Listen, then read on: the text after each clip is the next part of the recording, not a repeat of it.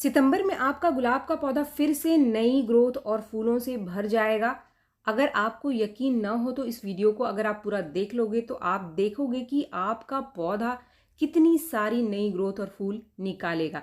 क्योंकि सितंबर का जो महीना है एक ऐसा समय है जो कि ना बहुत ज़्यादा गर्म है ना बहुत ज़्यादा ठंडा है, तो गुलाब ऐसे मौसम में ही फूल देना शुरू करता है।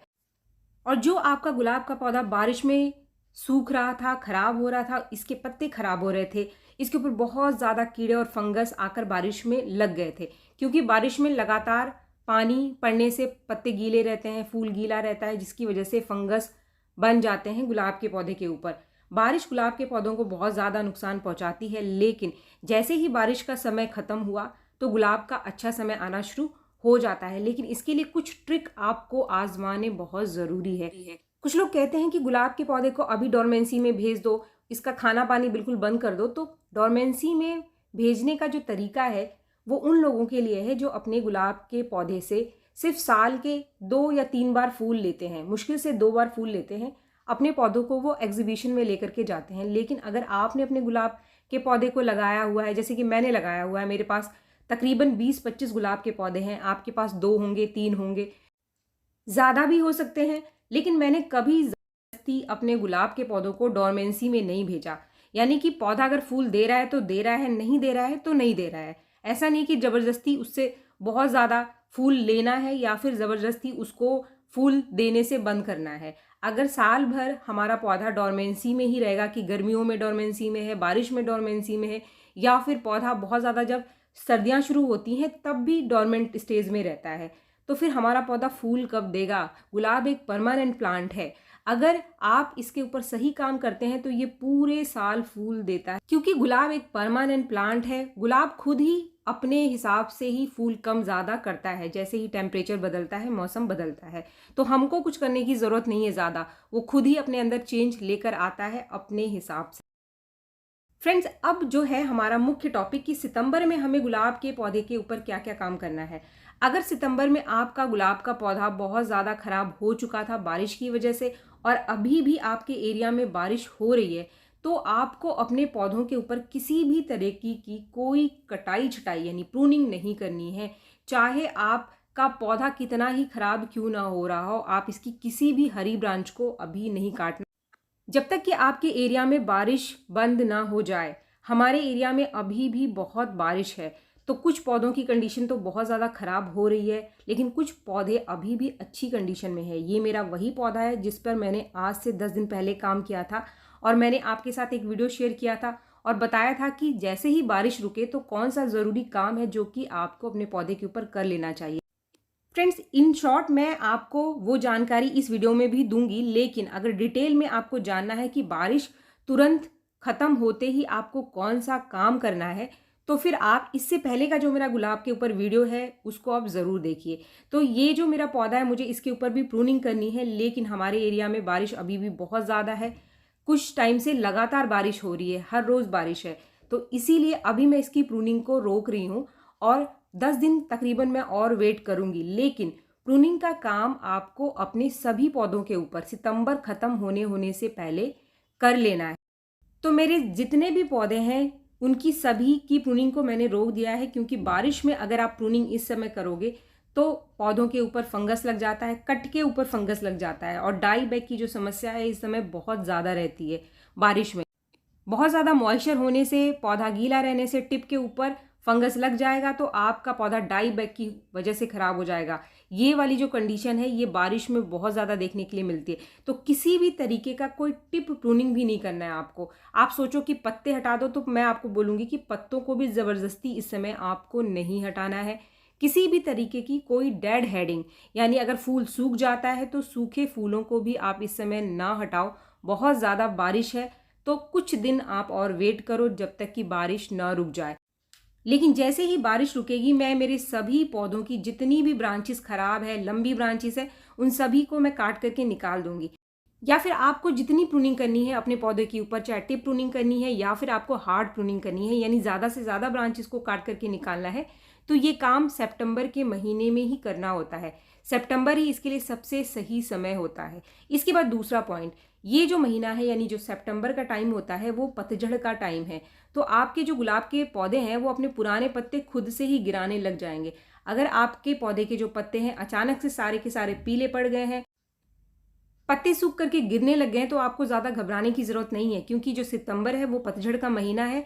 जो भी पौधा है वो अपने पत्तों को गिराएगा नए पत्तों को निकालने से पहले। लेकिन आप देखोगे कि जैसे ही आपका पौधा ये पुराने पत्ते गिराएगा तो ये फिर से नए और सुंदर हरे पत्ते निकालना शुरू कर देगा।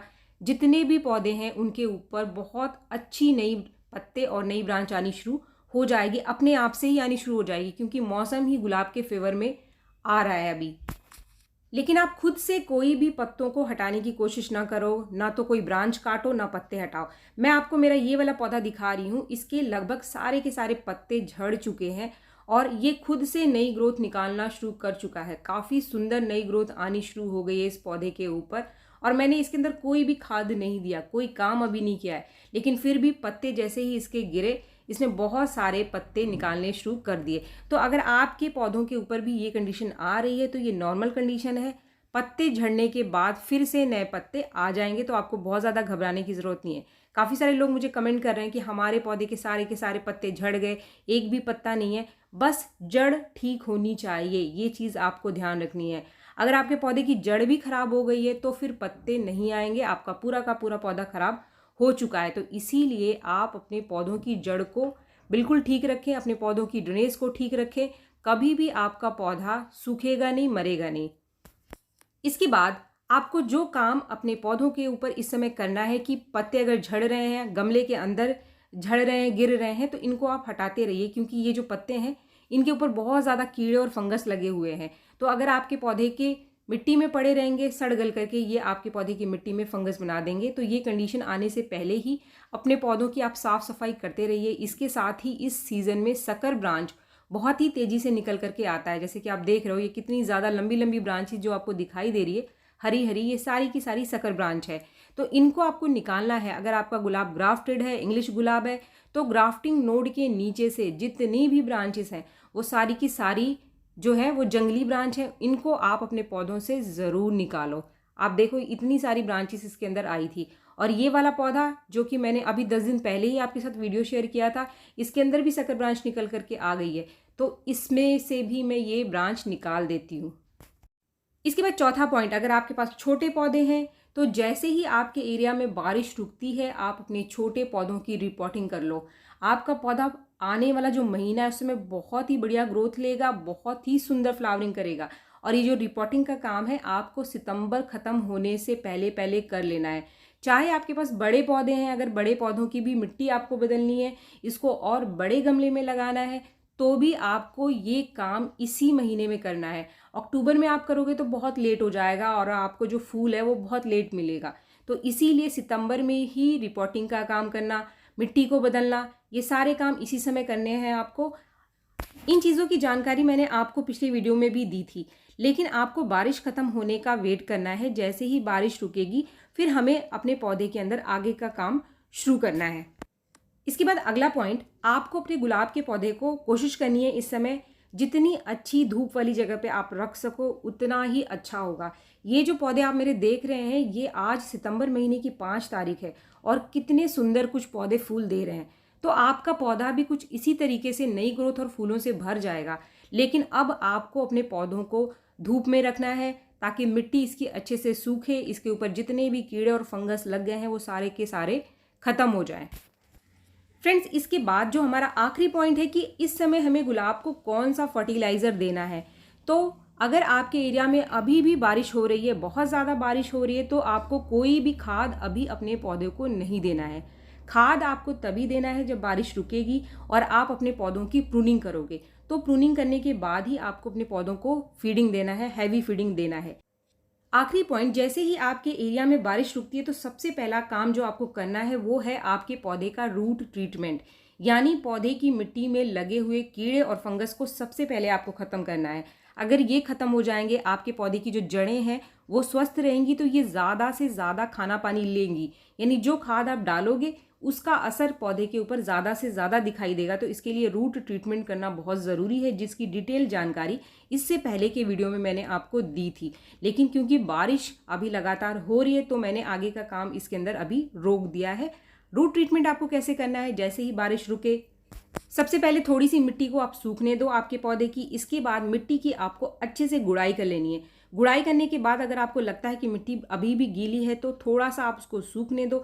इसके बाद आपको इसके अंदर ऐसी चीज़ डालना है जिससे कि मिट्टी के अंदर कीड़े और फंगस खत्म हो जाए। इसके लिए आप नीम खली का इस्तेमाल कर सकते हैं। 2-3 चम्मच मिट्टी में आप नीम खली का पाउडर दे सकते हैं, या फिर आपके पास अगर फंगीसाइड रखा हुआ है, कोई भी फंगीसाइड है जैसे कि साफ, बावस्टीन, तो उसमें से भी आप 1 चम्मच पानी में घोल करके अपने पौधों को दे सकते हैं। इसके साथ अगर आपके पास कोई भी चीज़ नहीं है मार्केट का, जैसे कि नीम खली का पाउडर नहीं है या फिर आपके पास फंगीसाइड नहीं है, तो फिर आप 1 चम्मच हल्दी का पाउडर भी दे सकते हैं अपने पौधे को। हल्दी का पाउडर भी एक कमाल का इंसेक्टिसाइड और फंगीसाइड है, सबसे बढ़िया नेचुरल इंसेक्टिसाइड है। तो अगर आपके पास कोई फंगीसाइड नहीं है, नीम की खली का पाउडर नहीं है, तो फिर आप हल्दी के पानी का इस्तेमाल अपने पौधे की मिट्टी में इस समय ज़रूर करें। सबसे पहला काम आपको यही करना है। जैसे ही पौधे की मिट्टी सूखती है, इससे मिट्टी में लगे कीड़े और फंगस अपने आप ही खत्म हो जाएंगे। इसके बाद आखिरी और बोनस पॉइंट, अपने सभी पौधों का जो ड्रेनेज है उसको ठीक करके रखें। सभी पौधों के जो पॉट है उसके छेद ठीक होने चाहिए। आगे कोई भी काम करने से पहले, कोई भी खाद देने से पहले और कोई भी कीड़े मारने की दवाई, कोई भी फंगीसाइड देने से पहले आप पौधों की ड्रेनेज को ज़रूर ठीक करें। जैसे ही बारिश रुकती है, अपने पौधों की मिट्टी को आप थोड़ा सा ज़रूर सुखाएं। अगर मिट्टी लगातार गीली पड़ी हुई है तो अगर आप ये काम समय पर कर लेंगे तो आपका पौधा सितंबर ख़त्म होते होते बहुत ज़्यादा फूलों से, अनगिनत नई ग्रोथ से पौधा आपका भर जाएगा। उम्मीद है वीडियो आपको पसंद आया होगा। वीडियो अगर आपको पसंद आया तो एक लाइक ज़रूर करें, और मेरे चैनल को आपने अब तक सब्सक्राइब नहीं किया है तो मेरे चैनल को सब्सक्राइब भी ज़रूर कर लें। मिलते हैं मेरे नेक्स्ट वीडियो में, तब तक के लिए थैंक यू।